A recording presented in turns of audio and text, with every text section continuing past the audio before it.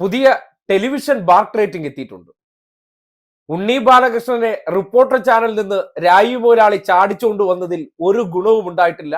അതുകൊണ്ട് ഏഷ്യാനെറ്റിന് ഒരു മെച്ചവും ഉണ്ടാകാൻ പോകുന്നില്ല എന്ന ശക്തമായ സൂചനയാവുകയാണ്.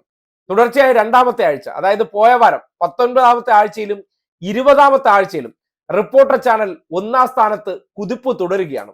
വെറുതെ തുടരുകയല്ല, ഏഷ്യാനെറ്റിനേക്കാളും ബഹുദൂരം മുന്നിലേക്ക് അവർ ജൈത്രയാത്ര നടത്തുകയാണ്.